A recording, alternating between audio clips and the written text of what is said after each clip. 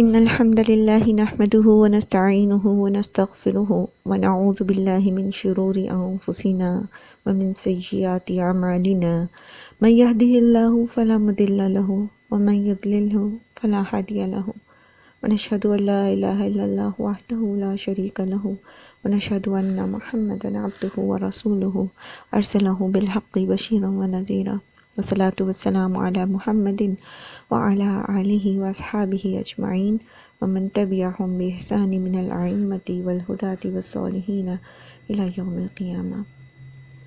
رب اشرح لي صدری ويسر لي أمری واحلل عقدة من لسانی يفقهوا قولی ربنا زدنا علما اللهم فقهنا في الدین آمین یا رب العالمین۔ السلام علیکم ورحمۃ اللہ وبرکاتہ۔ سورہ بقرہ ہم نے اسٹارٹ کی تھی اور سورہ بقرہ میں ہم نے وَمِمَّا رَزَقْنَاهُمْ يُنْفِقُونَ تک جو ہے وہ الحمدللہ سمجھ لیا تھا۔ آگے چلتے ہیں۔ بات ہو رہی ہے کہ قرآن کریم سے ہدایت کن لوگوں کو ملتی ہے۔ قرآن ہدایت کا سرچشمہ ہے، ہدی للناس ہے، لیکن اس سے ہدایت لینے کے لیے کچھ کوالٹیز بندے کے اندر خود سے ہونی چاہیے۔ جس طرح آپ کسی یونیورسٹی میں ایڈمیشن لیتے ہیں نا، کسی کالج میں، یونیورسٹی میں کسی خاص سبجیکٹ میں جانا ہوتا ہے تو کیا ہوتا ہے، اس کے لیے ہمیں خاص طور پر جو ہے وہ کچھ کرائٹیریاز ہوتے ہیں۔ آپ نے یہ ڈگری کی ہو، آپ کا اتنے ایکسپیرینس ہو، آپ کا یہ ہو، آپ کے پاس وہ چیز ہو اور اتنے مارکس ہوں، یہ وہ سب کچھ ہوتا ہے تو پھر ہمیں اس جگہ پر ایڈمیشن ملتا ہے یا اس پرٹیکولر ادارے میں جاب ملتی ہے۔ تو کچھ نہ کچھ کیلیبر انسان کا ہوتا ہے تو وہ ایک خاص درجے پر پہنچتا ہے۔ اسی طرح قرآن کریم ہے تو ہدایت، لیکن اس سے ہدایت ہر ایک کو نہیں مل سکتی، ہر ایک اس سے ہدایت لے نہیں سکتا۔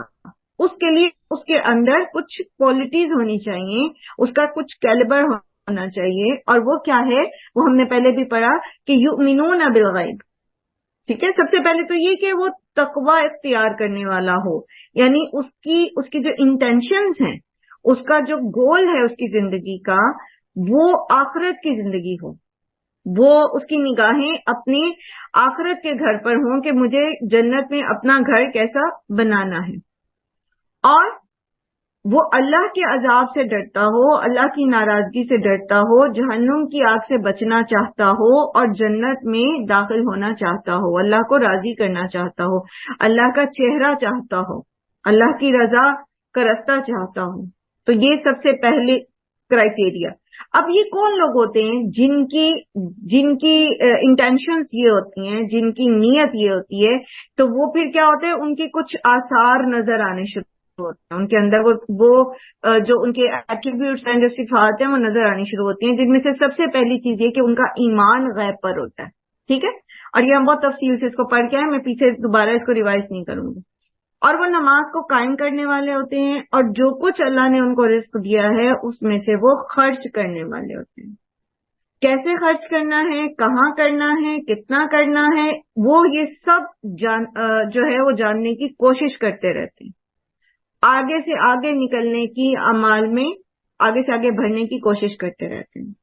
پھر اگلی جو ان کے جو صفت ہے وہ یہ ہے کہ والذین یؤمنون بما انزل الیک وما انزل من قبلک، یہ وہ لوگ ہوتے ہیں جو ایمان رکھتے ہیں اس پر جو آپ صلی اللہ علیہ وآلہ وسلم پر نازل ہوا اور جو آپ صلی اللہ علیہ وآلہ وسلم سے پہلے نازل ہوا۔ اچھا، آپ صلی اللہ علیہ وآلہ وسلم پر کیا نازل ہوا؟ کیا نازل ہوا؟ جیسے قرآن کریم نازل ہوا۔ اللہ سبحانہ تعالیٰ نے فرمایا کہ وَأَنزَلْنَا إِلَيْكَ الذِّكْرَ لِتُبَيِّنَ لِلنَّاسِ مَا نُزِّلَ إِلَيْهِمْ، اور ہم نے نازل کیا آپ کی طرف ایک نصیحت ہو تاکہ آپ لوگوں کے لیے اس کو کھول کھول کر بیان کر دیں کہ ان کی طرف کیا چیز نازل کی گئی ہے۔ ٹھیک ہے، اور وہ کیا ہے؟ قرآن۔ اسی طرح ہمیں قرآن کریم سے یہ پتہ چلتا ہے کہ اللہ سبحانہ و تعالیٰ نے نبی صلی اللہ علیہ وآلہ وسلم پر حدیث بھی نازل کی ہے۔ وہ کیسے پتہ چلتا ہے؟ سورہ نجم کے ساتھ کہ نبی صلی اللہ علیہ وآلہ وسلم جو کچھ بھی کہتے ہیں وہ وحی کے علاوہ نہیں ہوتا، وہ ان کی طرف وحی کیا جاتا ہے. تو اس سے ہمیں کیا پتہ چلتا ہے کہ جو کچھ بھی نبی صلی اللہ علیہ وآلہ وسلم پر نازل ہوا وہ من جانب اللہ تعالیٰ کی طرف سے ان کو عطا کیا گیا، وحی کے ذریعے عطا کیا گیا. اب وہ کیا ہے؟ وہ ایک تو قرآن کریم ہے جیسے آپ سب نے ابھی بتا دیا، اور دوسرا کیا ہے؟ آپ صلی اللہ علیہ وآلہ وسلم کی حدیث، یا آپ اس کو سنت کہہ لیجیے. کیوں؟ کیونکہ اللہ سبحانہ وتعالیٰ نے خود بتا دیا کہ آپ صلی اللہ علیہ وآلہ وسلم کوئی بھی بات اپنی خواہش نفس سے نہیں کہتے. جو کچھ بھی آپ صلی اللہ علیہ وآلہ وسلم فرماتے ہیں وہ وحی کے ذریعے آپ کو بتایا گیا ہوتا ہے. ٹھیک ہے؟ تو دو چیزیں آپ صلی اللہ علیہ وسلم پر نازل ہوئی. ایک کیا نازل ہوا؟ ابھی آپ لوگوں نے ماشاءاللہ ابھی ریسنٹلی وہ حدیث کی کلاس میں پڑھا ہے نا، یہ میں نے ریوائز کروایا تھا سارا. ایک تو کلام اللہ یعنی قرآن، اور دوسرا حدیث. حدیث ٹھیک ہے. قرآن کو کیا کہتے ہیں؟ وحی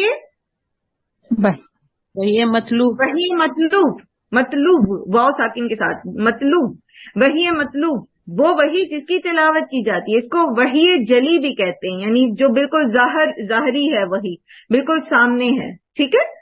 اور حدیث کو کیا کہتے ہیں؟ وحی غیر مطلوب، یعنی ایسی وحی جس کی تلاوت نہیں کی جاتی. ٹھیک ہے. اور اس کو اور کیا کہتے ہیں؟ وحی خفی. ٹھیک ہے. وحی خفی یعنی چھپی ہوئی وحی. تو نبی صلی اللہ علیہ وآلہ وسلم کے پاس وحی آتی تھی. ایک تو وہ جو قرآن کریم کی شکل میں آتی تھی، اور پھر وحی کی دوسری جو قسم ہے، انشاءاللہ سورہ محمد میں اس کو ہم تھوڑا سا تفصیل سے پڑھیں گے جہاں اس کا ذکر آئے گا. تو وہ ہے کہ جو آپ صلی اللہ علیہ وآلہ وسلم کو اللہ تعالیٰ کی طرف سے دیگر ہدایات ملتی تھی، اور وہ آپ صلی اللہ علیہ وسلم اس طرح نہیں لکھواتے تھے جیسا کہ قرآن لکھوایا جاتا ہے. وہ آپ صلی اللہ علیہ وسلم کے افعال سے ظاہر ہوتی ہے، وہ آپ صلی اللہ علیہ وسلم کے اقوال سے ظاہر ہوتی ہیں. اور اسی طرح تیسری قسم کون سی ہے حدیث کی؟ ابھی فرائیڈے کو پڑھا آپ لوگوں نے، تقریری حدیث. ٹھیک ہے. تو یہ جو ساری ٹریننگ اللہ کے رسول صلی اللہ علیہ وآلہ وسلم نے حدیث کے ذریعے ہماری کی ہے، وہ اس پر ایمان لانا بھی ضروری ہے. ٹھیک ہے. والذین یؤمنون بما انزل الیک میں پھر کیا آ جاتا ہے؟ قرآن اور حدیث دونوں پر ایمان لانا ضروری ہے اگر ہم تقوی اختیار کرنا چاہتے ہیں. اگر ہم میں سے کوئی یہ کہتا ہے کہ ہم قرآن پر تو ایمان لاتے ہیں کہ قرآن اللہ کی کتاب ہے، لیکن ہم حدیث کو نہیں مانتے، اور اس کی بہت ساری انشاءاللہ جب حدیثی کلاس میں ہم پڑھیں گے کہ منکرین حدیث کیا کیا اعتراض کرتے ہیں اس پر، اور کیسے کیسے جو ہے وہ اس کا آنسر کیسے کیا جا سکتا ہے، انشاءاللہ ہم اس میں پڑھیں گے. تو ایسا شخص جو حدیث کو نہیں مانتا اس کو منکر حدیث کہا جاتا ہے، اور ایسے شخص کا ایمان جو ہے وہ پھر درست نہیں رہتا. کیونکہ اگر ہم حدیث کو، صحیح حدیث کی بات ہو رہی ہے، جو من گھڑت باتیں ہیں اور جو ضعیف ہے معلومات، اس کی بات نہیں ہو رہی. جو صحیح حدیث ہے، جو ثابت شدہ حدیث ہے نبی صلی اللہ علیہ وسلم سے، چاہے وہ صحیح کے درجے کی ہے یا حسن کے درجے کی ہے، اور ہم یہ پڑھ چکے ہیں کہ حسن اور صحیح میں اتنا فرق نہیں ہوتا سوائے ایک شرط کے. ٹھیک ہے. اور وہ شرط بھی کیا ہے؟ کس کو یاد ہے؟ آپ میں سے کس کو یاد ہے؟ حدیث راوی کا حافظہ معمولی کا کمزور. معمولی کا لفظ میں نے ہائی لائٹ کرایا تھا آپ لوگوں سے. حدیث صحیح حدیث حسن کے درجے میں کب چلی جاتی ہے؟ جب کسی ایک راوی کے بارے میں بیچ میں یہ آ جاتا ہے کہ اس کا حافظہ معمولی سا کمزور. ٹھیک ہے. تو صحیح اور حسن درجے کی حدیث کا اگر کوئی انکار کرتا ہے اور وہ کہتا ہے میں نہیں مانتا اس کو، تو پھر وہ دین کو سمجھ نہیں سکتا، وہ قرآن کو سمجھ نہیں سکتا. پھر وہ کیا کرے گا؟ وہ قرآن کو عربی گرامر کے اس پہ سمجھے گا، لنگوسٹک کے طور پہ سمجھنے کی کوشش کرے گا. تو جب وہ لنگوسٹک کے طور پہ سمجھنے کی کوشش کرے گا تو پھر وہ سیدھے رستے سے ہٹ جائے گا. کیونکہ اللہ سبحانہ وتعالیٰ نے قرآن کریم تو نازل کیا ہے، اس کی تشریح نازل نہیں کی. ٹھیک ہے. اس کو کرنا کیسے ہے؟ تو وہ جو کرنا کیسے ہے وہ اللہ کے رسول صلی اللہ علیہ وآلہ وسلم نے 23 سال کے عرصے میں لوگوں کو کر کے دکھا کے سکھایا ہے. اگر وہ سارے کا سارا اس میں کمپائل کیا جاتا تو قرآن کی پھر بہت ساری جلدیں ہوتی. تو اللہ سبحانہ و تعالیٰ نے قرآن کے اندر جو کچھ بتایا آپ صلی اللہ علیہ وآلہ وسلم نے اس کو بہت باریکی سے کر کے دکھایا. جیسے یہاں پر آپ کو حکم دیا جا رہا ہے وَيُقِيمُونَ الصَّلَاةَ، اور ہم نے دیکھا کہ قرآن کریم کے اندر نماز کا 700 دفعہ ذکر آیا ہے اور اقام الصلاۃ کا لفظ آتا ہے, اقرا الصلاۃ کا لفظ نہیں آتا. تو یہ نماز کا قائم کرنا کیا ہے؟ پھر اس کا قائم کرنے میں اس کا ظاہری جو ہے وہ طریقہ کار کیا ہوگا؟ اب جو منکرین حدیث ہے نا, جو حدیث کو نہیں مانتے, وہ نماز کے لیے کیا کہتے ہیں کہ صلاح کا عربی میں مطلب ہوتا ہے دعا. ٹھیک ہے, تو دعا یقیم الصلاح کا مطلب یہ ہوا کہ وہ بس اللہ سے دعائیں کرتے رہتے, اٹھتے بیٹھتے دعا کرتے رہتے. اب جہاں مرضی ہیں آپ اللہ کی حمد و ثنا بیان کریں, لیٹ کے بیٹھ کے چلتے پھرتے, بس آپ کی نماز ادا ہوگی. ٹھیک ہے, آپ چلتے پھرتے دعائیں کرتے رہیں گے تو آپ کی نماز ادا ہوگی. وہ کہتے ہیں کہ یہ ہے. اب کیا ہوا؟ کیا یہ ہے نماز قائم کرنا؟ کس نے سکھایا نماز قائم کرنا؟ آپ صلی اللہ علیہ وسلم نے کیا فرمایا؟ صلو کما رأیتمونی اصلی, تم ایسے نماز پڑھو جیسے تم مجھے نماز پڑھتا دیکھتے ہو. پھر نماز میں پڑھنا کیا ہے؟ آپ صلی اللہ علیہ وسلم نے سکھایا نا کہ رکوع میں کیا پڑھو, سجدے میں کیا پڑھو. ٹھیک ہے, تحیات کیسے پڑھنا ہے, اس کے بعد دعائیں کیسے پڑھنی ہے, کس طرح آپ نے قیام کرنا ہے, رکوع کس حالت میں ہونا چاہیے, تشہد میں جب آپ بیٹھیں گے تو کس طرح بیٹھنا ہے, وہ کس نے سکھایا؟ اللہ کے رسول صلی اللہ علیہ وآلہ وسلم نے سکھایا نا. تو اگر ہم ان ساری حدیثوں کا انکار کر دیتے ہیں جن میں نماز کا یہ طریقہ ہمیں بتایا گیا, ہم کہتے ہیں ہم نہیں مانتے حدیث کو, تو پھر آپ نماز کیسے قائم کریں گے؟ اسی طرح قرآن کریم میں زکوٰۃ دینے کا حکم ہے. زکوٰۃ کا نصاب تو نہیں بیان کیا گیا, کتنی گائے ہوں گی تو کتنی زکوٰۃ دی جائے گی, کتنی بکریوں پہ کتنی زکوٰۃ ہوگی, کتنے سونے پہ کیا زکوٰۃ ہوگی, چاندی پہ کیا زکوٰۃ ہوگی, تجارتی مال پہ کیا زکوٰۃ ہوگی, کیا کس طرح سے ہوگی, کچھ قرآن کریم میں تو نہیں بتایا گیا. کس نے بتایا ہمیں؟ اللہ کے رسول صلی اللہ علیہ وآلہ وسلم نے بتایا نا. تو اگر ہم حدیث پر ایمان نہیں لاتے, اگر ہم اس کو نہیں مانتے, تو پھر ہمارا ایمان مکمل نہیں ہے بلکہ فاسد ہے. ٹھیک ہے, سمجھ آ رہی ہے؟ تو یہ جو کہا جا رہا ہے نا والذین یؤمنون بما انزل الیک, تو اس کا مطلب کیا ہے؟ یہ مطلب ہے کہ تمام احکامات یا حکم جو ہے وہ قرآن پاک میں ہیں, اور ان کا طریقہ یا بتانے کا عمل جو ہے وہ نبی پاک صلی اللہ علیہ وسلم نے حدیثوں میں بتایا نا. ہاں جی, تفصیل اس کی ہمیں حدیث میں ملتی ہے. اچھا, اس میں ایک چیز اور بھی ہے, جیسے قرآن کریم نبی صلی اللہ علیہ وآلہ وسلم شارع ہیں. ٹھیک ہے, شریعت اللہ نے نازل کی ہے, اور کچھ اس کی تفصیل جو ہے وہ حدیث سے بھی ملتی ہے, وہ قرآن میں لکھی بھی نہیں. مثلا جو محرم رشتے ہیں, ٹھیک ہے, محرم رشتے جو ہیں ان میں جیسے کہ آپ پڑھتے سورہ نساء میں کہ 2 بہنوں کو اکٹھا ایک نکاح میں نہیں کیا جا سکتا. ٹھیک ہے نا, دونوں بہنوں کو ایک وقت میں ایک شخص ان سے شادی نہیں کر سکتا. تو آپ صلی اللہ علیہ وآلہ وسلم نے آگے ہمیں بتایا کہ اسی طرح پھپھی بھتیجی اور خالہ بھانجی کو بھی ایک نکاح میں اکٹھا نہیں کیا جا سکتا. اب وہ قرآن میں نہیں لکھا ہوا. تو اگر آپ حدیث کو نہیں مانتے تو پھر آپ کیا کریں گے؟ اس چیز کو جائز قرار دے دیں گے, پھپھی بھتیجی اور خالہ بھانجی کی ایک ہی شخص کے نکاح کو. تو پھر فساد ہو جائے گا نا, پھر تو دین خراب ہو جائے گا, دین پر عمل ہی نہیں ہو سکے گا. اچھا, اب پھر اسی طرح آپ دیکھیے کہ آپ صلی اللہ علیہ وآلہ وسلم قرآن کریم میں خون جو ہے اس کے بارے میں آتا ہے کہ خون جو ہے وہ حرام ہے, اور اس کی ڈسکرپشن آ جاتی ہے مزید کہ بہتا ہوا خون حرام ہے. ٹھیک ہے, دم مسفوح جو ہے. اس کے علاوہ جمع ہوا خون, جو پہلے زمانے میں عرب لوگ جو تھے وہ خون کو جما لیتے تھے, اکٹھا کر کے پھر اس کو کھاتے تھے, تو اس کو وہ والا خون بھی حرام ہے. لیکن اس کے ساتھ آپ صلی اللہ علیہ وسلم نے فرمایا کہ تلی جو ہے, تلی اور کلیجی جو ہے, یہ دونوں جمے ہوئے خون ہوتے ہیں, لیکن یہ حلال ہے, یہ کھائے جا سکتے ہیں. اب قرآن میں تو نہیں لکھا ہوا, وہ تو وہاں تو یہ بتا دیا گیا کہ یہ حرام ہے, لیکن آپ صلی اللہ علیہ وسلم نے اس کو پھر فردر بتایا کہ یہ 2 چیزیں بیچ میں سے حلال ہیں. اسی طرح قرآن میں آتا ہے کہ مردار جو ہے وہ حرام ہے, لیکن آپ صلی اللہ علیہ وسلم کی حدیث سے ہمیں پتا چلتا ہے کہ ٹڈی اور مچھلی یہ دونوں جو ہیں یہ مردار بھی حلال ہیں. تو حدیث کے بغیر آپ دین کو سمجھ ہی نہیں سکتے. منکرین حدیث جو ہوتے ہیں، اور بر صغیر میں جو منکرین حدیث کے جو لیڈرشپ تھی، جو سرغنہ تھے، اس میں سر سید احمد خان کا نام بھی آتا ہے.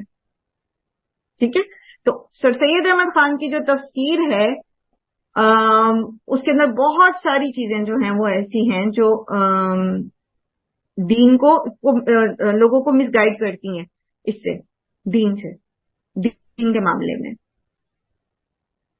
ٹھیک ہے، تو یہاں پر کیا بات سمجھ آئی کہ مکمل دین کو سمجھنے کے لیے قرآن اور حدیث پر ایمان لانا ضروری ہے. اگر ہم حدیث پر ایمان نہیں لاتے، اگر ہم حدیث پر عمل نہیں کرتے، تو پھر ہم پورے کے پورے دین میں داخل نہیں ہو سکتے، جیسا کہ اللہ سبحانہ وتعالی نے فرمایا کہ ادخلوا فی السلم کافہ. یہاں پر یہ نہیں نہ کہا گیا، آپ دیکھیں سبحان اللہ قرآن کریم کی خوبصورتی، یہ نہیں کہا گیا کہ والذین یؤمنون بما الکتاب جو آپ پر نازل کی گئی.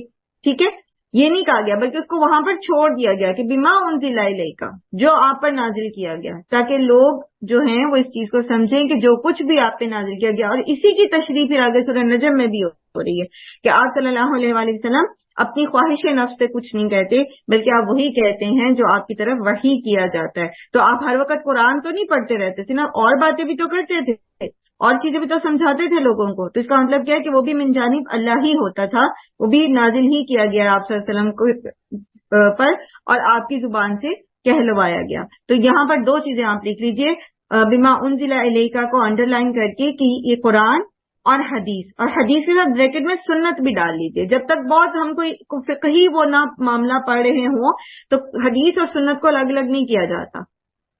جب ہم فقہ پڑھ رہے ہوتے ہیں وہاں ہم جو ہے وہ سنت اور حدیث کے لفظ کو تھوڑا سا الگ کر کے سمجھتے ہیں، ورنہ یہ سنت اور حدیث ایک ہی چیز ہے. ٹھیک ہے، وما انزل من قبلک، اور جو کچھ آپ سے پہلے نازل ہوا. آپ صلی اللہ علیہ وسلم سے پہلے کیا کیا نازل ہوا؟ تورات، انجیل، زبور. تورات کس پہ نازل ہوئی؟ حضرت موسیٰ علیہ السلام، حضرت موسیٰ علیہ السلام پر. اور انجیل عیسیٰ علیہ السلام پر، حضرت عیسیٰ علیہ السلام پر. اور زبور حضرت داؤد علیہ داؤد حضرت علیہ داؤد السلام علیہ السلام پر.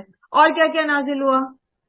صحیفے اور صحیفہ ابراہیم علیہ السلام پر، اور حضرت ابراہیم علیہ السلام پر صحف نازل ہوئے. ٹھیک ہے، تو جو کتاب ہے اور جو صحیفہ ہے اس میں فرق کیا ہوتا ہے؟ کتاب بیسکلی کہتے ہیں کمپائلڈ، کتاب لکھی ہوئی نہیں آتی ہے، اور جب صحیفے ہوتے ہیں وہ لکھے ہوئے آتے ہیں. صحیفے بھی لکھے ہوئے ہوتے ہیں، صحیفہ بھی لکھا جاتا ہے، لیکن صحیفہ کتاب کی طرح کمپائل نہیں ہوتا، وہ ورکے ہوتے ہیں. ٹھیک ہے، صفحہ اس کا واحد کیا ہوتا ہے؟ صفحہ. ٹھیک ہے، صفحہ ہوتا ہے نا، آپ اردو میں بھی صفحہ کا لفظ استعمال کرتے ہیں. ٹھیک ہے، تو اس کی جمع صحائف ہوتی ہے، صفحہ صحائف. بھائی وہ اللہ تعالیٰ کی طرف سے ہوئے آتے ہیں نا، آئے تھے. تو یہ تو کتاب تو دنیا میں لکھی گئی ہے نا. یہ نہیں، کتاب قرآن کریم جو ہے وہ کتاب کی شکل میں لوح محفوظ میں بھی موجود ہے. ٹھیک ہے، اسی طرح اللہ تعالیٰ نے اسی طرح کمپائلڈ اس کو لکھا ہوا وہاں پر محفوظ رکھا ہوا ہے. ٹھیک ہے، یہ تو ہم نے لکھی ہے نا جو پرنٹڈ ہے، یہ چیز نہیں، لیکن کتاب پوری ایک کتاب کی فارم میں پوری اکٹھی لکھی ہوئی اللہ تعالیٰ کے پاس لوح محفوظ میں موجود ہے. اسی لیے اس کو الکتاب بھی کہا جاتا ہے، اس کو کہا ہی الکتاب جاتا ہے، اس کو صحف نہیں کہا جاتا. جو تورات جو ہے وہ انیشیلی پتھروں کی سلوں پہ لکھی ہوئی تھی، لیکن اکٹھی تھی، کمپائل تھی. جو پہلے 10 کمانڈمنٹ آئے ہیں نا، جو حضرت موسیٰ علیہ السلام نے مختلف جگہوں پہ لکھوا کے بھی لگوائے تھے، تو وہ پتھروں کی سلوں پہ لکھی ہوئی تھی، اس کو بھی الکتاب کہا گیا ہے. ٹھیک ہے، تورات کو بھی، اسی طرح انجیل کو بھی. لیکن ابراہیم علیہ السلام پر جو نازل ہوئے ان کو صحف کہا جاتا ہے. وہ صحیفے ہیں، چھوٹے چھوٹے بک لیٹ، یو کوڈ سے دیم کہ بک لیٹ کائنڈ آف تھنگ. ٹھیک ہے، چلیں، یہ بک ہوتی ہے، وہ بک لیٹ ہوتے ہیں، اس طرح سے آپ اس کو سمجھ سکتے ہیں.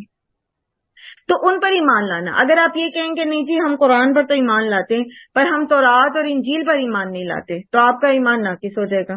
ٹھیک، لیکن ایک بات یاد رکھیے کہ تورات ہو یا انجیل ہو یا کوئی اور الہامی کتب جس کا ہمیں پتہ ہی نہیں ہے، اب وہ اپنی اصل شکل میں موجود نہیں ہے، تو ان پر عمل نہیں کیا جائے گا. ایمان تو ان پر لایا جائے گا، لیکن شریعت جو ہے وہ ہم قرآن ہی کو فالو کریں گے، عمل ہم اسی پہ کریں گے. ہم یہ نہیں، ہمارے ایمان کا حصہ یہ نہیں ہے کہ ہم تورات پر ایمان لائیں تو ہم اس کے احکامات پر بھی ایمان لائیں. ہمارا اس پر ایمان بس یہ ہے کہ یہ من جانب اللہ ہے. ٹھیک ہے، اسی لیے آپ صلی اللہ علیہ وسلم نے فرمایا کہ تورات کے بارے میں اور انجیل کے بارے میں کہ بنی اسرائیل کی جو روایات ہیں، تم نہ تو اگر تو وہ قرآن سے کنٹرڈکٹ کرتی ہیں، یعنی اس کے مخالف آتی ہیں تو ان کو رد کر دو، لیکن اگر اس کے مخالف نہیں آتی ہیں تو نہ ان کی تائید کرو نہ ان کو رد کرو، کیونکہ ہمیں نہیں پتا کہ ان میں سے کون سا ٹیکسٹ اوریجنل ہے اور کون سا اس کے اندر جو ہے وہ مزید شامل کر دیا گیا ہے. تو یہ تو ہمارا ایمان ہے کہ تورات من جانب اللہ ہے، حضرت موسیٰ پر نازل ہوئی، انجیل من جانب اللہ ہے، حضرت عیسیٰ پر نازل ہوئی، زبور جو ہے وہ اللہ کی طرف سے نازل ہوئی حضرت داؤد علیہ السلام پر، لیکن ان کے احکامات پر عمل کرنا ہمارے ایمان کا حصہ نہیں. اب اگلے حصے پہ چلتے ہیں. اگلی جو صفت ہے یہ پچھلی تمام صفات سے تھوڑی سی مختلف ہے الفاظ کے اعتبار سے، اور معنی ہم دیکھتے ہیں کہ اس کا کس طرح سے ہمارے اوپر ایفیکٹ کرتا ہے. الفاظ کے اعتبار سے اب دیکھیں پیچھے آ رہا ہے الذین یؤمنون بالغیب، ٹھیک ہے، پھر آ رہا ہے جہاں ایمان کا تعلق تھا یؤمنون بما انزل الیک وما انزل من قبلک، ٹھیک ہے، یہ دونوں کیا تھے؟ ایمان کی باتیں تھی. لیکن آخرت پر بھی تو ہم ایمان ہی لاتے ہیں نا. ایمان بالغیب میں ہم نے آخرت پر ایمان کے بارے میں پڑھا، لیکن یہاں ایک تو یہ کہ اس کو ایمان بالغیب سے الگ کر دیا اللہ تعالیٰ نے، دوسرا یہ کہ اس کے ساتھ لفظ ایمان یؤمنون نہیں آیا بلکہ یوقنون آیا. ٹھیک ہے، وبالآخرۃ ہم یوقنون، اور یہ وہ لوگ ہوتے ہیں جو آخرت پر یقین رکھتے ہیں. تو یہ چھٹی اور آخری شرط ہے جو یہاں پر آتی ہے، اور یہ ایک آخرت جو ہے ایک ایسا جامع لفظ ہے کہ اس کو بہت سارے جو ہے نا وہ عقائد اس کے اندر جمع ہو جاتے ہیں. یعنی آخرت پر ایمان لانے کا مطلب کیا ہے؟ سب سے پہلے تو آخرت کو سمجھتے ہیں کہ آخرت کیا ہے. مثلا اگر ہم آخرت پر ایمان لاتے ہیں تو اس کا مطلب یہ ہے کہ انسان جو ہے اللہ تعالیٰ نے اس کو دنیا میں ایسے ہی نہیں بھیج دیا، بلکہ اللہ تعالیٰ نے اس کے اوپر کچھ ذمہ داریاں عائد کی ہیں. پھر دوسری بات یہ کہ دنیا کے اندر جو کچھ ہو رہا ہے، جو کچھ ہم کر رہے ہیں، ہمیں اس کا جواب دینا جا کے. ٹھیک ہے، ایک دن ہم اللہ کے سامنے جواب دیں گے. پھر یہ کہ دنیا کا جو نظام ہے یہ ہمیشہ یوں نہیں چلتا رہے گا، ایک وقت آئے گا کہ اس کو ختم ہونا ہے. ٹھیک ہے، کب ختم ہونا ہے یہ ہمیں سے کوئی بھی نہیں جانتا، یہ صرف اللہ ہی جانتا ہے کہ اس کا اللہ تعالیٰ نے اس کو کب ختم کرنا ہے. پھر اسی آخرت پر ایمان ہی سے یہ بات بھی ہمیں سمجھ آتی ہے کہ جس اللہ نے یہ دنیا پیدا کی ہے نا، وہ آخرت کے دن کے بعد کچھ اور ایسا بنا دے گا جیسے جنت اور جہنم ہے، تو جہاں پر انسانوں کو جا کے رہنا ہے. اس دنیا میں وہ ہمیشہ کے لیے نہیں بھیجے گے، انہیں اس کے بعد جو ہے وہ ایسی جگہ بھیج دیا جائے گا جو ان کا اب بھی ٹھکانہ ہوگا.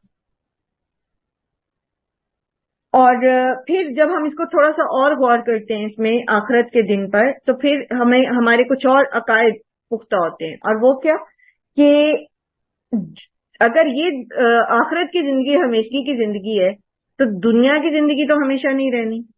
ٹھیک ہے، تو اس کا مطلب یہ ہوا کہ جو دنیا ہے اس کے غم، اس کی خوشیاں، اس کی کامیابیاں، اس کی ناکامیاں، اس کی خوشحالی، اس کی بدحالی، یہ اصل میں حقیقت نہیں ہے. یہ سب کی سب کیا ہے؟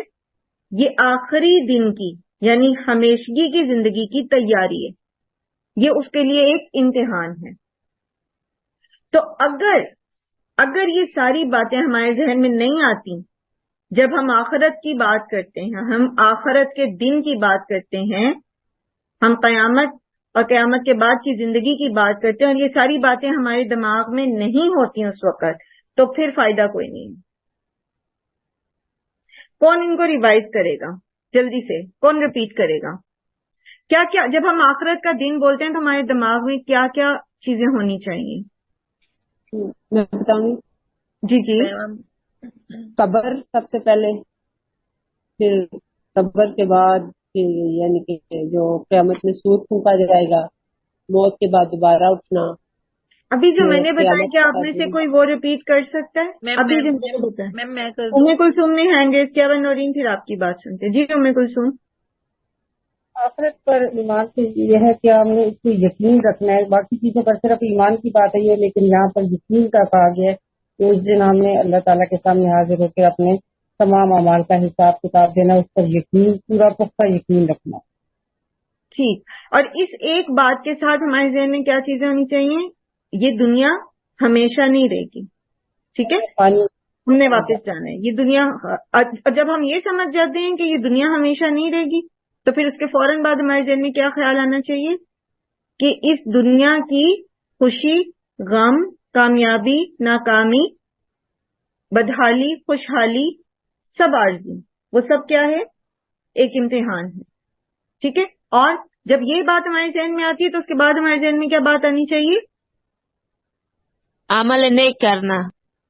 ہاں، کہ ہمیں جب یہ دنیا عارضی ہے، یہ دنیا صرف امتحان گاہ ہے، تو اس کا مطلب ہے ریزلٹ بھی آنا ہے آخرت کے دن کے لیے، پھر ہم نے کیا کرنا ہے؟ تیاری کرنی ہے، ٹھیک ہے۔ جی نورین۔ مطلب غم ہم کو ہی لے کے نہیں بیٹھ جانا، یہ ہاں، ہمیں اصل کی طرف لوٹنا ہے، ہاں، ہم نے اپنے اصلی گھر کو تیار کرنا ہے۔ تو پھر اس سے ہمارے ذہن میں کیا آتا ہے کہ جو اللہ تعالیٰ کے نیک بندے ہوں گے، اللہ کے فرما بردار ہوں گے، ان کو اللہ تعالیٰ جنت میں بھیجے گا، تو ہم نے اس جنت کی تیاری کرنی ہے، اور جہنم جو ہے وہ ایک بہت خوفناک جگہ ہے، ہم نے اس سے بچنا ہے، ٹھیک ہے۔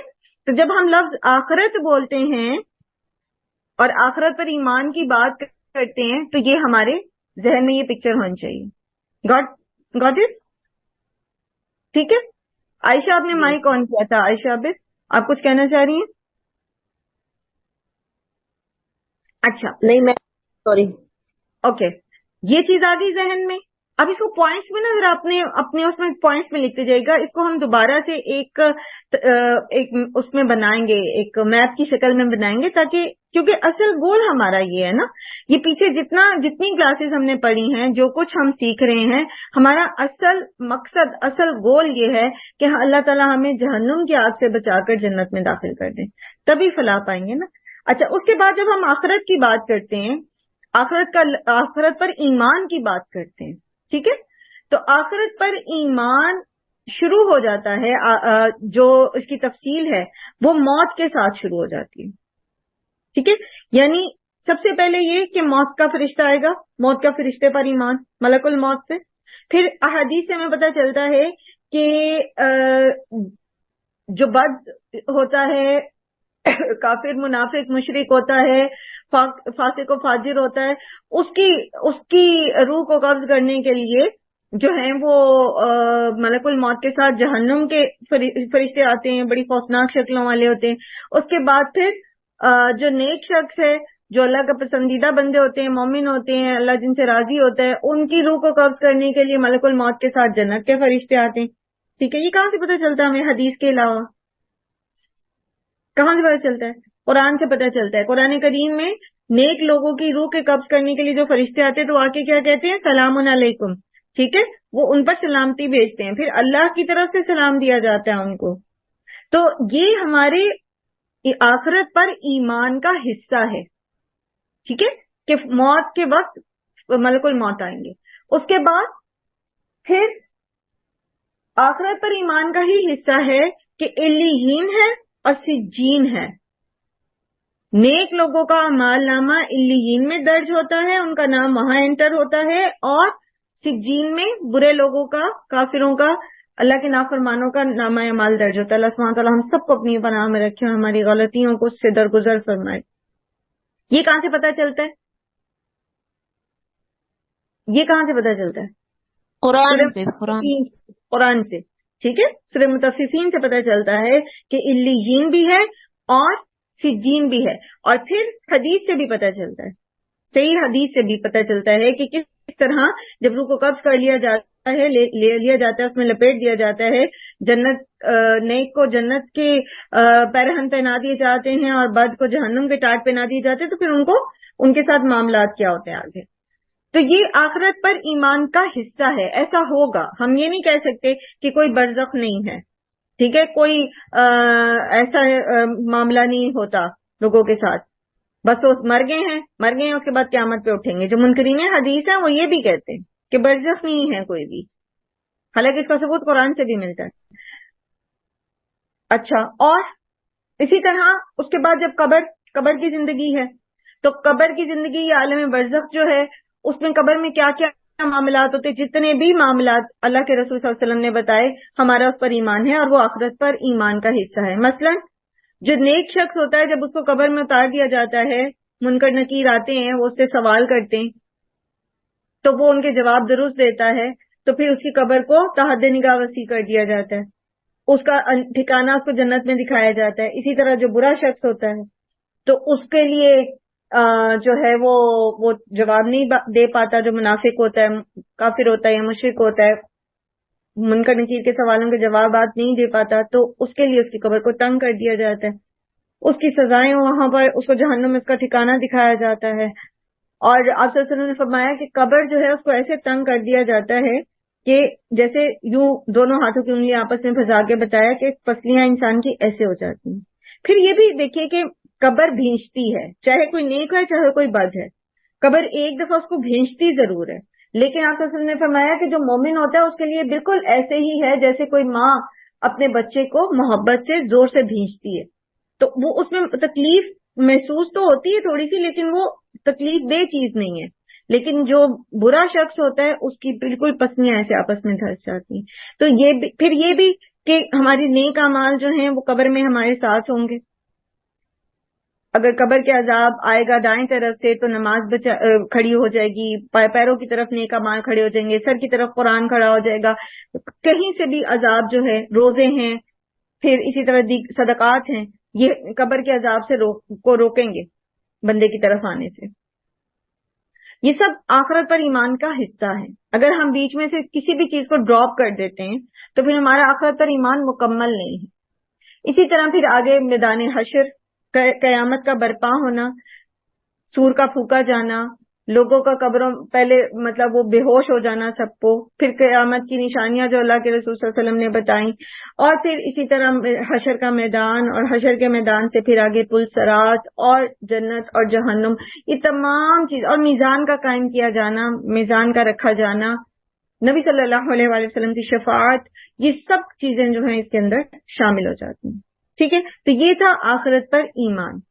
جی سمینا، آپ کچھ کہنا چاہ رہی ہیں؟ آپ نے ہینڈ ریز کیا ہوا ہے.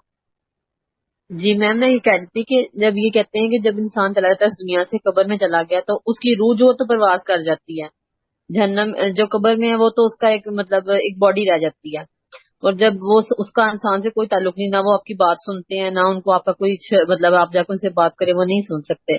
تو پھر یہ کیسے کہتے ہیں جی عالم برزخ ہے، اور عالم برزخ میں وہ اٹھتے ہیں، سوال جواب دیتے ہیں، عالم نکیر کے برزخ سوال آپ کو جواب دیتے نظر نہیں آتا نا. برزخ کا مطلب کیا ہوتا ہے؟ برزخ ہیں. کا ایک مطلب آڑ پردہ ہاں، آڑ پردہ اوٹ، تو وہ ہمیں نظر نہیں آتا نا. یہی تو ایمان بالغیب ہے. اگر ہم کہیں کہ نہیں جی ہم دیکھنا چاہتے ہیں، تو آپ صلی اللہ علیہ وسلم نے کیا فرمایا تھا کہ جو میں دیکھتا ہوں اور سنتا ہوں، اگر جو کچھ ان قبر والوں کے ساتھ ہوتا ہے میں تمہیں بتا دوں تو تم لوگ اپنے مردوں کو دفن کرنا چھوڑ دو. اس لیے اللہ تعالیٰ نے کچھ چیزیں چھپا کے ہی رکھی ہیں، اس میں ہماری ہی بہتری ہے. جو کچھ اللہ تعالیٰ نے چھپا کے رکھا ہے نا، اس میں ہماری ہی بہتری ہے. ہاں، جیسا ہمیں بتا دیا گیا ویسا ہمارا اس پر ایمان ہے. میم جب ہم قبرستان جاتے ہیں تو ہم یہ دعا پڑھتے ہیں نا، السلام علیکم یا اہل القبول، مطلب یہ پوری دعا پڑھتے ہیں. اس کا مطلب تو یہ ہے کہ السلام علیکم جہاں کے رہنے والوں، تم لوگ ہم لوگ یہاں سے پہلے آ گئے، ہم آپ کے بعد آنے والے ہیں. تو اللہ تعالیٰ تو سنتے ہی نہیں ہیں. دیکھیں اللہ تعالیٰ نے جس کو جو سنوانا ہوتا ہے نا وہ سنوا دیتے ہیں. یہ ہماری ٹینشن لینے کی چیز نہیں ہے. ٹھیک ہے، میم ایک چیز بڑی سمجھ جلدی سے آنے والی ہے چیز، میں پچھلی دفعہ بھی کوشش کر رہی تھی کہ بات کروں، ہوئی نہیں. جیسے مطلب ایک ہمیں جیسے حدیث پاک میں بھی ملتا ہے اور ہم دعا بھی کرتے ہیں کہ اپنی نیند کے لیے، تو میں تو اکثر اس چیز پہ بلیو کرتی ہوں کہ ہم سو رہے ہوتے ہیں، ہم بستر پہ پڑے ہوتے ہیں، ہمارا जिस्म तो इधर होता है, ये तो हमारे सामने की मिसालें हैं ना। हम जब ख्वाब देख रहे होते हैं तो कहाँ कहाँ जाते हैं, तो जो कुछ जहन में होता है ख्वाब उसी चीज के भी होते हैं। ख्वाब इल्हामी भी होते हैं, ख्वाब शैतानी भी होते हैं, वसवसा वाले भी होते हैं।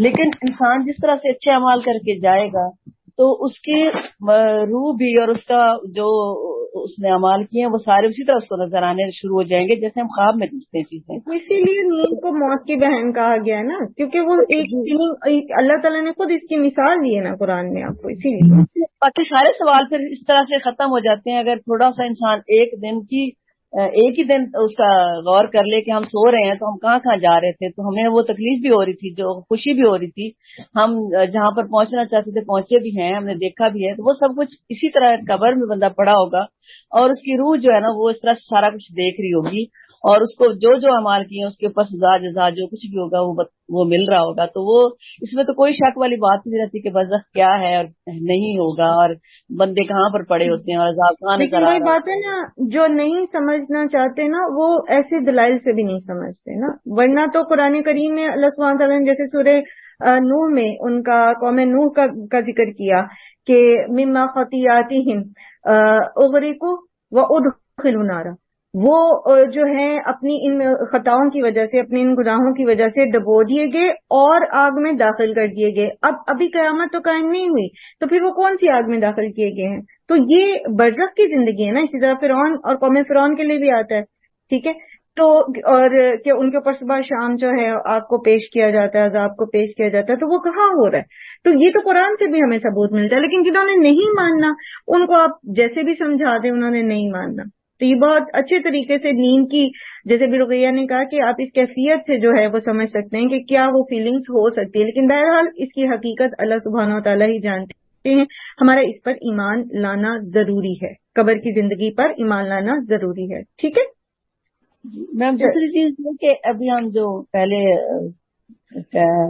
आप हमारी बात हो रही थी, आप बता रहे थे, तो उसमें जैसे हम कहते हैं ना कि दुनिया के गम हम लेकर बैठे रहेंगे तो फिर इस तरह से क्या होगा। तो इसके लिए भी एक जो है ना वो किसी ने बताया था कि आप इस तरह से सोचा करें, जब आप बहुत ज्यादा टेंशन में हो और बहुत ज्यादा आप परेशान हो तो और आपको कोई समझ ना आ रहा हो कुछ भी, तो आप ऐसा करें कि तुम्हें अब आपकी समझ में नहीं आ रहा तो आप क्या करेंगी, परेशानी के अलावा और क्या हो सकता है। तो आप ऐसा करें कि आप अपना इस तरह से क्या करें कि आप अपने दिल में थोड़े देर के लिए सोचें कि मेरा ये जो सांस आ रहा है तो ये इसका तो पता नहीं दूसरा आएगा कि नहीं आएगा। आप मर गए, आप समझ लें कि हम मर गए, हमें सांस नहीं आया दूसरा, तो मर गए आप। और फिर आपके पास फरिश्ते आ गए, फिर आपको वो ले गए, फिर आपके लिए नहलाने धुलाने की रूह ले गए आपकी, और बाकी लोग आपका कर रहे हैं वो नहलाने का कर रहे हैं, और फिर कब्र तैयार हो गई है और आपको उठा के ले जाया जा रहा है। तो उसमें आप क्या करेंगे? ये सारा कुछ फिर कौन करेगा? जो आप सोच रहे हैं कि होता क्यों नहीं, हो क्यों नहीं रहा, ऐसा होना चाहिए, तो वो कौन करेगा? फिर आप तो चले गए। तो आप इस तो अपने आप को और फिर आपको सारे गम भूल जाएंगे और आपको लगेगा कि बस अल्लाह ने जो करना है, मैंने तो अभी जो जवाब देना वो दिया। जज़ाकिल्लाह खैर। अच्छा, इसी चीज को हमने थोड़ा सा प्रैक्टिकली प्रैक्टिस भी किया था लास्ट अपने सेशन में, और हमने मतलब हमने ये प्रैक्टिस किया था कि आप एक सफे पर ना अपनी जिंदगी के सारे गम लिख लें, सारी तकलीफें, जितनी भी आपको अपनी शऊरी जिंदगी में तकलीफें याद हैं, और फिर उनकी एक्सट्रीम लिख लें, ये मजीद कितनी बड़ी तकलीफ बन सकती। और उसके बाद आप दूसरी तरफ अपनी मौत के दिन से शुरू हो और जहन्नुम तक की एक वो सारी जो तफसील है तो वो लिख लें कि हम किस किस उसमें से गुजरेंगे। तो फिर आप देखें कंपैरिजन करके कि कौन सी चीज ज्यादा फिक्रमंद होने की जरूरत है किस चीज के लिए, और कौन सी जो दुख तकलीफ है वो उसके सामने बिल्कुल आर्जी है। तो तब तो अल्हम्दुलिल्लाह, ये मेरा ख्याल है हमने लास्ट पारों में ये किया था। तो ये चीज फायदा देती है, कुछ चीजें लिख के कर लेने से ना बहुत फायदा देती है। जज़ाकिल्लाह खैर। रुकैया जी जी बुशरा नहीं, मैं सिर्फ ये सोच रही थी कि देखिए ना, ऊपर ईमान लाने की बात है और नीचे वो यकीन की बात है, तो इसका मतलब ये हुआ कि यकीन करना वो ईमान से ज्यादा बड़ी बात है, यानी कि हाँ जी, हम इसी तरफ आ रहे हैं। एक मिनट, हम थोड़ा सा इसी तरफ आ रहे हैं इंशाल्लाह। अच्छा, अब बात होगी आखिरत के लफ्ज पे भी हमने बात की कि उसके अंदर क्या क्या अकायद हमारे होने चाहिए, ठीक है, और वो हमें किस तरफ लीड करता है, वो लफ्ज हमें हमारे अकायद को किस तरह डायरेक्शन देता है। फिर हमने ये देखा कि आखिरत के लफ्ज के अंदर क्या क्या चीजें शामिल हैं। अब तीसरी चीज यहाँ हम देखेंगे वो ये है, वो डिफरेंस के पीछे युमिनून आ रहा है और यहाँ युकिनून आ रहा है। तो एकान जो होता है ना वो ईमान का आखिरी दर्जा होता है, ठीक है, यकीन ईमान का आखिरी दर्जा होता है। अब जैसे हजरत इब्राहीम अलैहिस्सलाम ने अल्लाह सुब्हानहू व तआला से दुआ की ना, सूरह बकरा में आता है, व इज़ क़ाल इब्राहीम रब्बी अरिनी कैफ़ तुह्यिल मौता। जब हजरत इब्राहीम अलैहिस्सलाम ने अपने रब से दुआ की कि मुझे दिखाएं कि आप कैसे मुर्दा को जिंदा करेंगे, अल्लाह ताला ने फरमाया क़ाल अवलम तुअमिन, अल्लाह ताला कहते हैं आपको यकीन नहीं है। क़ाल इब्राहीम अलैहिस्सलाम फरमाते हैं कि बला यकीन है मुझे, वलकिन लियतमइन्ना क़ल्बी, लेकिन मैं अपने दिल को एक इत्मीनान देना चाहता हूँ, यानी मैं आइनुल यकीन हासिल करना चाहता हूँ। यकीन तो है, ईमान तो है मेरा कि आप मुर्दा को जिंदा कर देंगे, लेकिन कैसे, ठीक है। तो फिर अल्लाह सुब्हानहू व तआला ने उन्हें कहा कि आप 4 परिंदे लें, उनको अपने साथ मानूस कर लें, फिर उनको टुकड़े टुकड़े करके मुख्तलिफ पहाड़ों पे रख दें, फिर आप उनको आवाज दें, वो आपकी तरफ आ जाएंगे, अल्लाह ताला उनको जिंदा कर देंगे, ठीक है। इसी तरह अल्लाह ताला जो है वो मुर्दा को जिंदा कर देंगे। अल्लाह ताला जो आप मतलब अल्लाह ताला इस चीज के लिए पर गालिब हैं, हिकमत वाले हैं, वो ये कर सकते हैं, ठीक है। तो अब ये क्या था, बेसिकली ईमान तो था इब्राहीम अलैहिस्सलाम को, लेकिन यकीन के लिए वो उस चीज को देखना चाहते थे। अब अंबिया का मामला ये है कि अंबिया को अल्लाह सुब्हानहू व तआला दिखाते हैं, जैसे क्योंकि उनकी जिम्मेदारी बहुत बड़ी होती है, तो उनको आइनुल यकीन कराया जाता है, ठीक है। जैसे नबी सल्लल्लाहु अलैहि वसल्लम को मिराज के मौके पर अल्लाह सुब्हानहू व तआला ने आसमानों की सैर कराई, फिर जन्नत और जहन्नुम भी दिखाई, और ये सारी चीजें उनको आंखों से दिखाया उनकी, ताकि उनको आइनुल यकीन हासिल हो, ठीक है।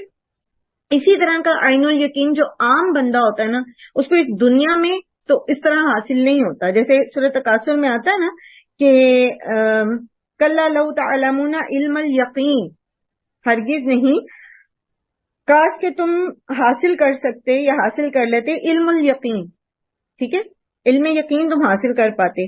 ला तरवुन्नल जहीम, अलबत्ता जरूर तुम देखोगे जहन्नुम को, सुम्मा ला तरवुन्नहा आइनल यकीन, फिर तुम उसको आईने यकीन के साथ, यानी आंखों देखा यकीन हो जाएगा, तुम्हें ऐसे देखोगे तुम अपनी आंखों से, फिर तुम्हें यकीन आ जाएगा।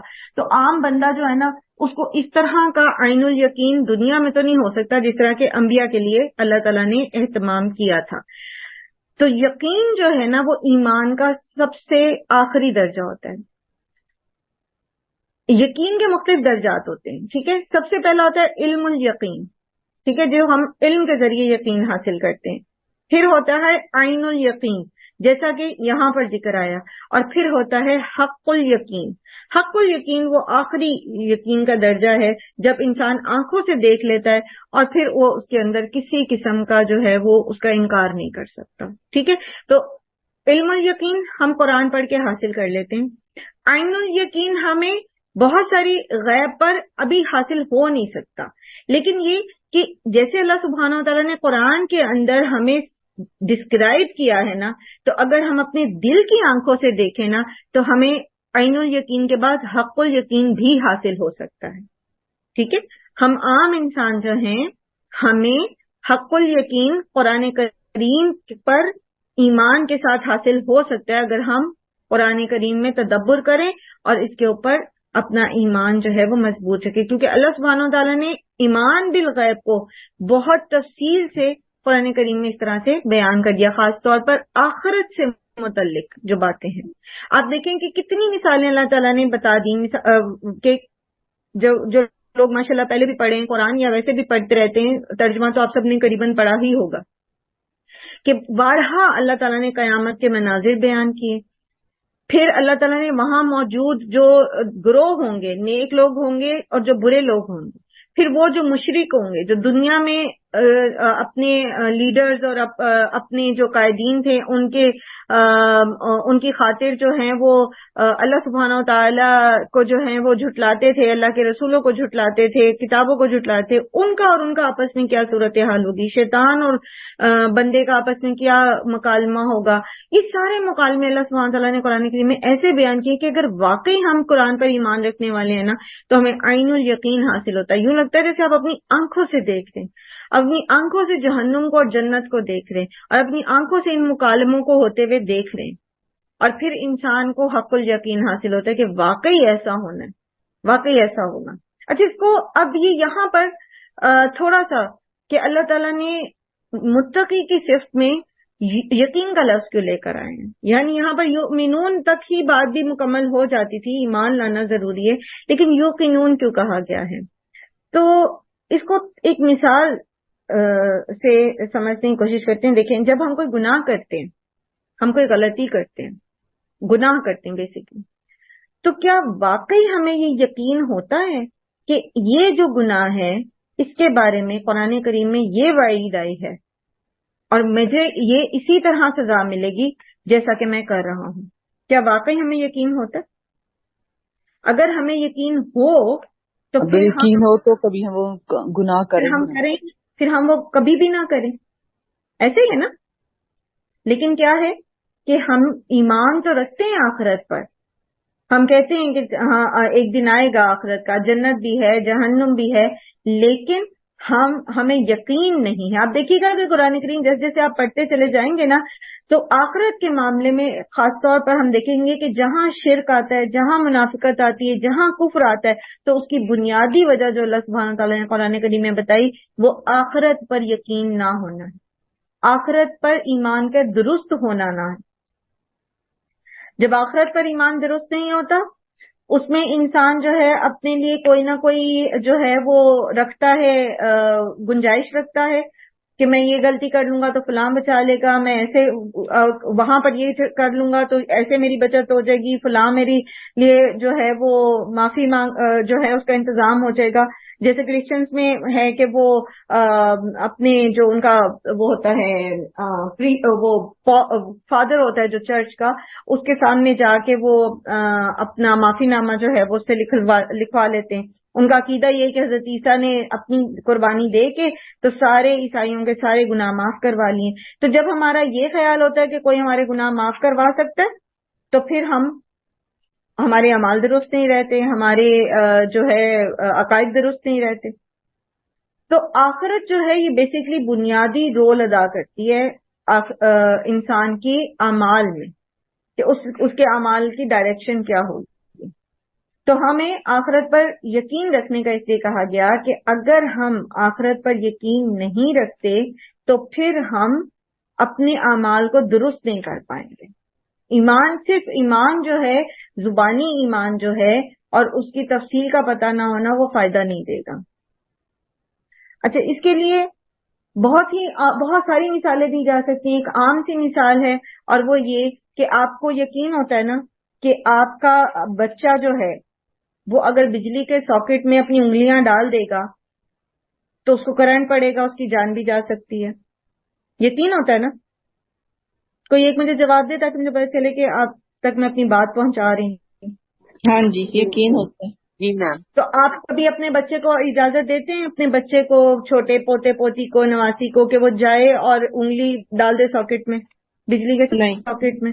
کبھی بھی نہیں. اچھا، اگر وہ ضد کرے، وہ کہ نہیں میں نے ڈالنے اس کے اندر، پھر وہ آپ کو واسطے دے، آپ کو آپ کی محبت کے واسطے دے، نہیں ماما پلیز مجھے ایک دفعہ یہ کرنے، آپ اس کو ڈالنے دیں گے؟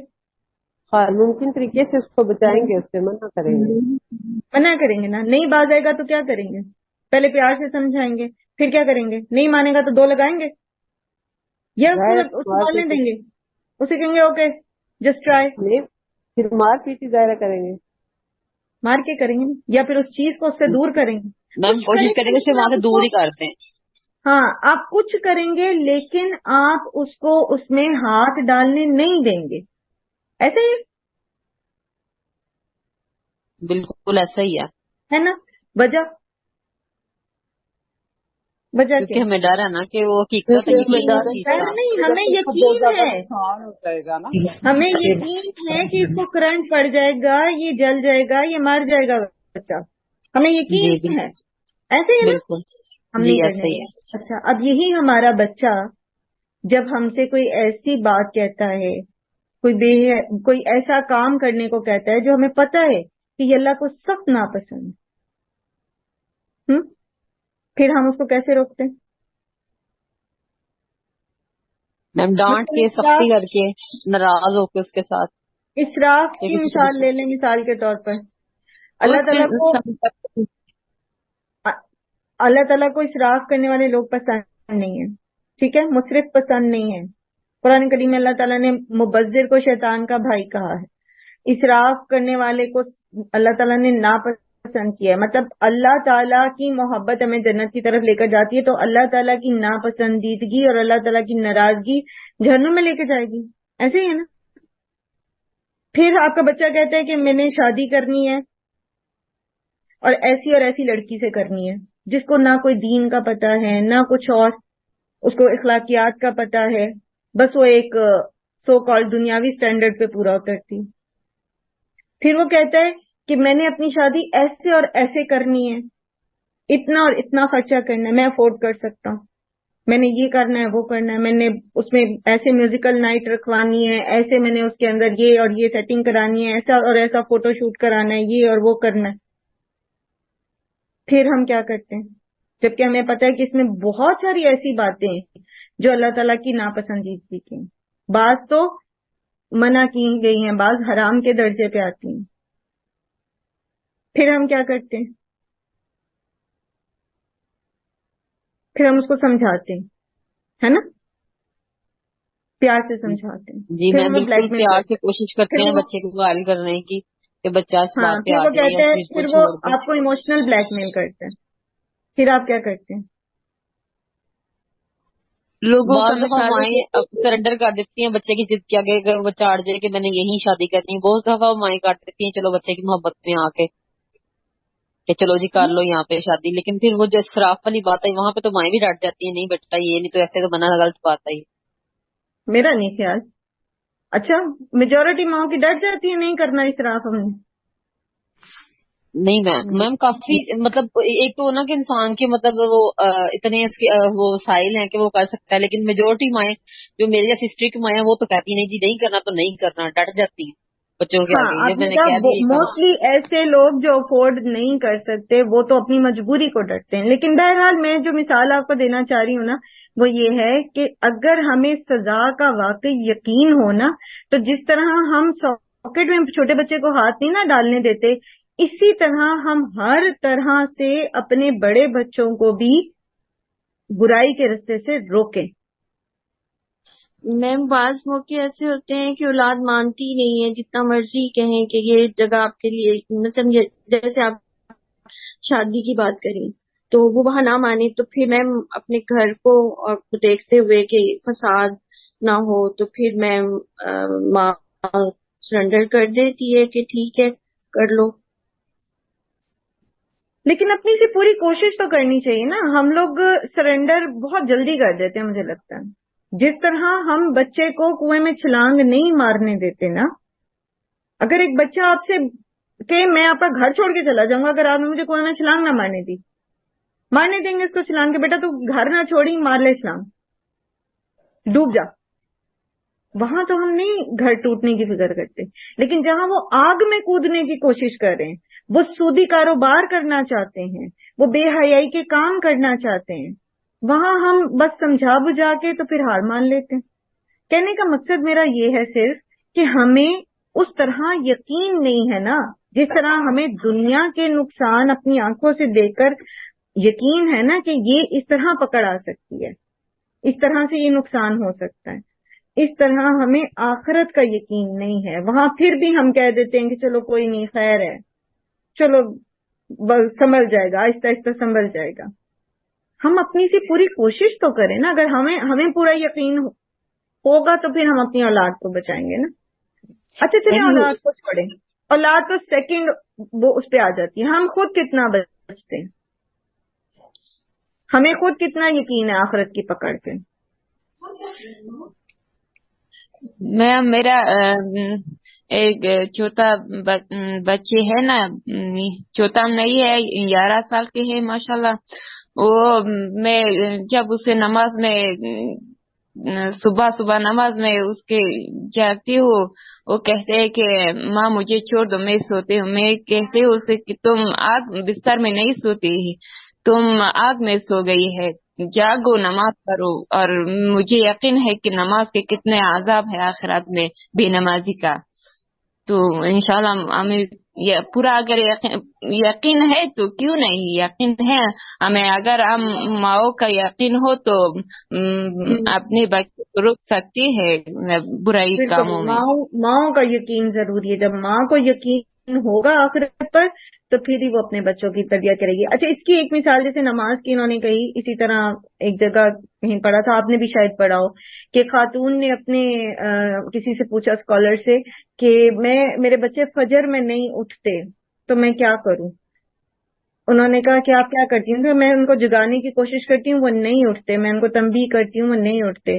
تو وہ کہتے اچھا فرض کریں آپ کے گھر میں آگ لگ جائے اور آپ کے بچے سو رہے ہوں تو پھر آپ کیا کریں گی؟ ان کا میں بچوں کو اٹھاؤں گی. کہتا اگر وہ کہیں نہیں مجھے سونے دیں تو پھر کیا کروں؟ کہتی میں ان کے پیروں سے گھسیٹ کے ان کو اٹھاؤں گی، ان کو میں کھینچ کے آگ میں سے باہر لے کے جاؤں گی. تو پھر انہوں نے کہا کہ دیکھ لیں یہی آگ جو ہے وہ بے نمازی کے لیے بعد میں ہو سکتی ہے. تو وہ آگ جو آپ اپنی آنکھوں سے دیکھ رہے ہو، اس وقت ویژولائز کر رہے ہو، تو اس آگ کو بھی آپ ویژولائز کرو جو آخرت میں ہو سکتی ہے. تو یہ ہے اصل میں یقین. ٹھیک ہے، تو اس طرح کا یقین جب ہمیں ہوگا تو ہم بچیں گے. اچھا، اسی طرح آپ دیکھو ایک اور چھوٹی سی مثال لیتے پھر میں کلاس اپنی یہاں وائنڈ اپ کرتی ہوں. جہاں وراثت کی بات آتی ہے سورہ نساء میں، تو اللہ سبحانہ تعالیٰ ساری جو وراثت کے احکامات ہیں، کس کا کیا حصہ ہے، سارا کچھ بتانے کے بعد اللہ تعالیٰ فرماتے ہیں تِلْکَ حدود اللہ، یہ اللہ کی حدود ہیں. وَمَن يُطِعِ اللَّهَ وَرَسُولَهُ يُدْخِلْهُ جَنَّاتٍ تَجْرِي مِن تَحْتِهَا الْأَنْهَارُ خَالِدِينَ فِيهَا وَذَلِكَ الْفَوْزُ الْعَظِيمُ. وَمَن يَعْصِ اللَّهَ وَرَسُولَهُ وَيَتَعَدَّ حُدُودَهُ يُدْخِلْهُ نَارًا خَالِدًا فِيهَا وَلَهُ عَذَابٌ مُهِينٌ. ٹھیک ہے، یہ اللہ کی مقرر کردہ حدود ہیں. یہ جو وراثت کے حصے ہیں یہ اللہ کے مقرر کیے ہوئے ہیں. ٹھیک ہے، تو جو کوئی اللہ اور اس کے رسول کی اطاعت کرے گا تو اللہ تعالیٰ اسے باغوں میں داخل کریں گے جن کے نیچے نہریں بہتی ہوں گی، وہ ہمیشہ ان باغوں میں رہیں گے. اور یہ اصل کامیابی، یہ بڑی کامیابی ہے، فوز العظیم. اور جو اللہ اور اس کے رسول کی نافرمانی کرے گا، یعنی بات نہیں مانے گا، تو اس کے لیے جو ہے اللہ تعالیٰ اس کو، اور وہ اللہ کی حدود کو توڑے گا تو یدخلہ نارن خالدن فیہا، اللہ تعالیٰ اس کو ایسی آگ میں ڈال دیں گے جس میں وہ ہمیشہ رہے گا، اور اس کے لیے رسوا کن عذاب ہے. وراثت کی غلط تقسیم آگ میں لے جانے کا باعث ہے. قرآن کی آیات میں نے آپ کے سامنے پڑھی، کوئی اس کے اندر میں تفسیر نہیں کی، صرف میں نے اس کا ترجمہ کیا. اب آپ مجھے یہ بتائیے، اگر واقعی ہمیں آخرت پر یقین ہو تو کیا ہم وراثت کو درست طریقے سے تقسیم نہ کریں؟ کتنے لوگ ہیں ہمارے ارد گرد، ہمارے بہت نزدیکی، جہاں کوئی فوت ہو جاتا ہے تو وراثت کی تقسیم نہیں کی جاتی، اور پھر وہ تقسیم برسوں تک نہیں کی جاتی، اور جو اس کے حصے دار اللہ نے مقرر کیے ہیں، جو حقدار اللہ نے مقرر کیے ہیں، ان کو حقوق نہیں ملتے، اور وہ کچھ لوگ اس پر قبضہ کر کے بیٹھ جاتے. اب آپ مجھے بتائیے پھر بالآخرۃ ہم یوقنون کہاں ہے؟ کیوں اللہ تعالیٰ نے بالکل آغاز میں جہاں پر یہ بتا دیا کہ اس قرآن سے ہدایت اس کو ملے گی جس کے اندر یہ خصوصیات ہوں گی، اور اس میں اللہ تعالیٰ نے خاص طور پر کہا کہ وَبِالْآخِرَةِ هُمْ يُوقِنُونَ، آخرت پر ان کا یقین ہو. اور آخرت پر یقین کا مطلب کیا ہے کہ پھر وہ ساری باتیں جو ہم نے پیچھے پڑھی، ساری باتیں کہ ایک ایک چیز پر، جنت پر بھی، جہنم پر بھی، اللہ کی پکڑ پر بھی، موت کے وقت سے لے کر جنت جہنم میں داخلے تک، ہر بات پر عین الیقین ہو، آنکھوں دیکھا یقین. اب مجھے بتائیے ہم میں سے کتنے لوگ ہیں کہ وراثت کی چھوٹی سی مثال ہے آپ کے سامنے، کتنے لوگ ہیں جو وراثت کو حق کے ساتھ تقسیم کرتے ہیں اور دنیا کے فائدے سمیٹنے کی کوشش نہیں کرتے، اس میں جانتے بوجھتے کتنے لوگ ہیں جو یتیموں کا حق مارنے کی کوشش کرتے ہیں، کتنے لوگ ہیں ہم میں جو رشوت دیتے ہیں، کتنے لوگ ہیں ہم میں جو یہ وراثت ہی کی فائلیں بدلوانا چاہتے ہیں، بزور قبضہ کر لیتے ہیں دوسرے کی زمین پر، دوسرے کے حق پر. کتنے لوگ ہیں ہم میں جو ایسا کرتے ہیں، اور ہم مسلمان ہیں. اور یہ قرآن کے بالکل دوسرے پیج کے اوپر یہ آیت لکھی ہوتی ہے. ہر قرآن کی پرنٹنگ جہاں بھی ہوتی ہے دوسرے پیج کے اوپر یہ آیت موجود ہے. میم ایک یہ وراثت کی غلط اور صحیح تقسیم تو ایک الگ چیز ہے نا میم، اور دوسری چیز یہ ہے کہ اگر کوئی جلدی، آپ جیسے کہہ رہی ہیں نا کہ جلدی سے جلدی وراثت تقسیم، اس میں بھی میم ہمارا شرع صدر نہیں ہوتا. ہم بہت تنگ نظر ہو جاتے ہیں، اور خاص طور پہ ہم بیٹیاں جو ہیں وہ کہہ دیتی ہیں لو ابھی تو ہمارے باپ کو مرے ہوئے 3 دن بھی نہیں ہوئے اور انہوں نے وراثت تقسیم کرنی شروع کر دی. یہ تھوڑا انتظار نہیں کر سکتے تھے، تھوڑا دیر نہیں کر سکتے تھے. تو میم یہ جب ہم قرآن پڑھتے ہیں تو یہ چیزیں تب سمجھ آتی ہیں، ہمیں بھی واقعی نہیں سمجھ آتی تھی، لیکن اب سمجھ آئی ہے کہ واقعی جو اللہ کے احکامات ہیں ان میں بہت ساری حکمتیں ہیں، مصلحتیں ہیں، تو پڑھنا چاہیے. باجی ہر دوسرا بندہ یہ کر رہا ہے، اسی وجہ سے ہمارے ملک کے حالات اس طرح کے ہیں. اور نمبر 2 یہ بات ہے کہ جیسے انہوں نے کہا کہ بیٹیاں، تو وہ بیٹیاں جب بہوؤں کی شکل میں ہوتی ہیں نا تو پھر وہ جلدی کرتی ہیں کہ جلدی کر لو، لیکن اپنے والدین کی باری آتی ہے نا تو پھر وہ کہتی ہیں ہمیں تو بہت دکھ ہے نا. تو سوچنا چاہیے جیسے ہم لوگ ان کی جگہ پہ آ رہے ہیں تو ویسے وہ بھی جگہ ہے نا. اور دوسری چیز یہ ہے کہ زکوٰۃ بھی نہیں دیتے نا ہم لوگ، پوری زکوٰۃ بھی نہیں دیتے. زکوٰۃ نہیں دیتے، پھر اسی طرح جھوٹ بولتے ہیں، امانت میں خیانت کرتے ہیں. آپ صلی اللہ علیہ وسلم نے فرمایا نا کہ جو شخص امانت میں خیانت کرتا ہے تو وہ خیانت کا مال جو ہے نا وہ اپنے کندھوں پہ اٹھا کے لے کر آئے گا. سارے 50,000 سال طویل حشر کا میدان آپ نے مثال دیا کہ وہ جو بکری ہے وہ اس کے کندھوں پہ سوار جو ہے وہ منمنا رہی ہوگی. اگر وہ گائے ہے تو وہ آپ دیکھو گائے کا وزن 50,000 سال کندھوں پر وہ اونٹ بلبلا رہا ہوگا. جو کچھ بھی وہ جو سونے چاندی کے وہ جو خزانے بنا کے رکھے تھے ان کی پلیٹیں بنا کے جہنم کی آگ پہ تپا کر ان کے چہرے ان کے پہلو جو ہیں وہ داغے جا رہے ہوں گے. تو پھر اس کا مطلب یہ ہے نا کہ ہمیں یقین نہیں ہے. ہمیں قرآن کی ان آیات پر جو ہمیں آخرت کے بارے میں بتاتی ہیں، ہمیں جو نبی صلی اللہ علیہ وسلم کی حدیث بتا رہی ہیں، ہمیں اس پہ یقین نہیں ہے کہ ایسا ہوگا. یہ یقین مطلوب ہے. جس دن ہمیں یہ یقین حاصل ہو گیا نا، یہ عین الیقین حاصل ہو گیا جہنم کو دیکھنے سے پہلے، تو اس دن ہم جب اس درجے پہ پہنچیں گے نا تو پھر ہمارے اعمال درست ہوتے، پھر ہمیں یقین آ جائے گا، ہمیں سمجھ آ جائے گی کہ المال والبنون زینت الحیات الدنیا والباقیات الصالحات، ٹھیک ہے، باقی نیکیاں رہنے والی ہیں. دنیا میں تو یہ مال بیٹے یہ سب کچھ یہ صرف دنیا کی زندگی میں ہے اور یہ آزمائش ہے. پھر ہم کبھی بھی کسی کا ایک سوئی برابر چیز بھی، ایک تنکا ہمیں کہیں پڑا ہوا نظر آ جائے، ایک سونے کا پہاڑ بھی، تو ہم اس کو نہیں اٹھائیں گے. ہم کہیں گے ہمارا نہیں ہے بھائی، ہمیں نہیں چاہیے. کون جواب دے گا آخرت میں جا کے؟ کوئی کسی کی سوئی بنا پوچھے نہیں اٹھائے گا. کسی کے یہ تو قیامت کے دن جو ہے یہ میرے لیے آگ میں دہکا کے تو مجھے داغا جائے گا. اس میں جیسے میں نے پہلے بھی عرض کیا تھا نا، چھوٹی چھوٹی چیزوں کے پریکٹیکلی اس کو کر کے دیکھیے گا. ہمارا کلاس کا ٹائم مکمل ہو گیا. اس بات پہ میں وائنڈ اپ کرتی ہوں، انشاءاللہ کل یہیں سے کنٹینیو کریں گے. آج اب جب کھانا پکائیں گے نا، روٹی پکائیں گے، تو توا جب خوب گرم ہو جائے گا نا تو ایک لمحے کے لیے سوچیے گا. میں اپنی ہر کلاس میں یہ کہتی ہوں، میں نے خود بھی یہ کیا بہت دفعہ. اپنا ہاتھ توے کے بہت قریب لے کے جائیے گا اور سوچیے گا کہ جس طرح میں روٹی اس کے اوپر ڈال دیتی ہوں، کیا میں اپنا ہاتھ جما کے اس کے اوپر رکھ سکتی ہوں؟ جب وہ ٹھیک گرم ہو جاتا ہے، روٹی ڈالنے کے قابل ہو جاتا ہے، سوچئے گا کہ کیا میں اپنا ہاتھ اس کے اوپر جما کے اتنی دیر کے لیے رکھ سکتی ہوں؟ یہ ہوتا ہے عین الیقین. جس طرح یہ توا گرم ہے، میرا ہاتھ جلائے گا. جس طرح چائے کا پانی کھول رہا ہے، میں پیوں گی تو مجھے اندر تک جھلسا دے گا. اسی طرح قیامت کے دن آخرت میں جہنم میں کھولتا ہوا پانی ہے، میں اس کو پی سکتی ہوں. تو تھوڑی تھوڑی چیزیں جب ہم تھوڑا سا پریکٹیکلی اس کو ریلیٹ کرتے ہیں تو وہ فائدہ دیتی ہیں. اللہ سبحانہ تعالیٰ ہم سب کو جہنم کے عذاب سے اپنی پناہ میں رکھیں اور ہماری اعمال کی حفاظت فرمائے، اور ہمیں صرف وہی اعمال کرنے والے ہوں جس سے ہمارا رب راضی ہوتا ہے، اور ہم اللہ کو ناراض کرنے والا کوئی بھی عمل نہ کرنے والے ہوں، نہ ہم اور نہ ہماری اولادیں اور نہ ہمارے ازواج اور نہ ہمارے بہن بھائی۔ اللہ سبحانہ وتعالی ہم سب پر رحم فرمائے، دنیا اور آخرت کی آسانیاں نصیب فرمائے آپ سب کو۔ اللہ سبحانہ وتعالی جس کی جو بھی حاجتیں ہیں، تمنائیں ہیں،